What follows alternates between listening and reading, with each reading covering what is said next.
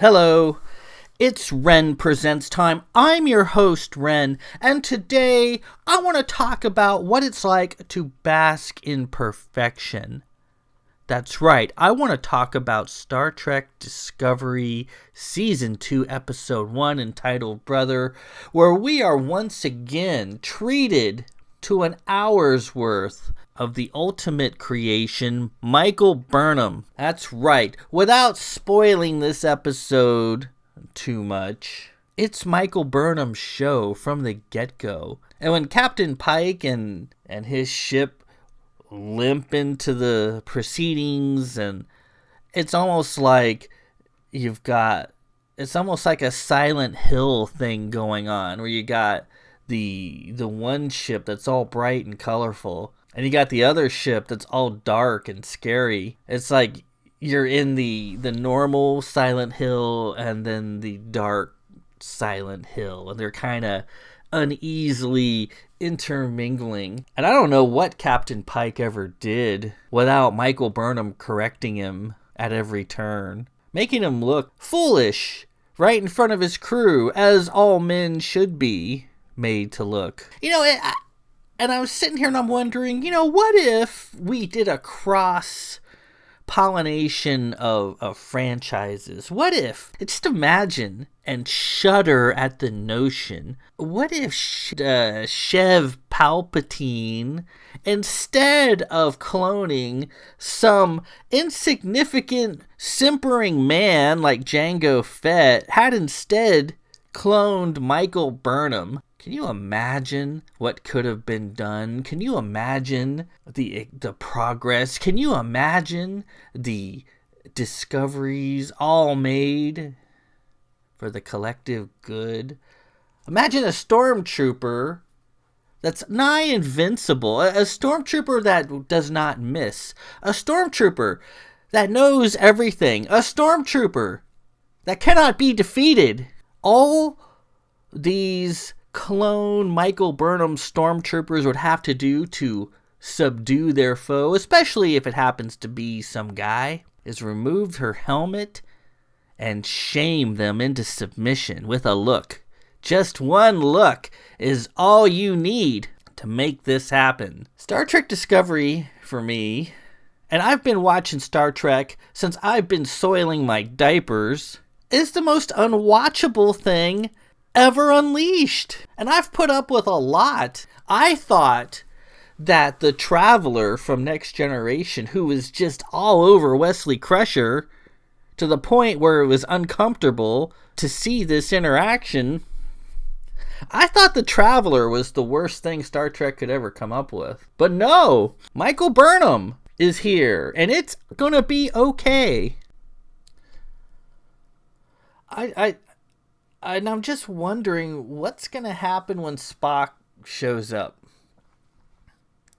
Spock, a character I grew up admiring, I grew up wanting to be, to some extent, just because he was so cool and awesome. And in the various trailers for Discovery for this season we're all about to be treated to, looks like a... It doesn't look like Spock at all. And I'm not talking about it's a different actor, obviously, but it just doesn't seem like Spock. It seems like a guy named Spock who has nothing to do with Spock. And I'm sure Michael Burnham's gonna just put him in his place, hand him his nuts, say, I'm going to take these right now, Mr. Spock, and I'll give them back to you at a time when I see fit. You're going to find out what it's like to bask in greatness, and then you can just carry on with your insignificant life.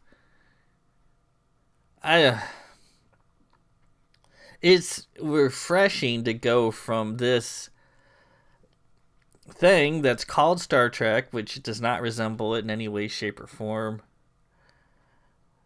to something like the Orville, which is more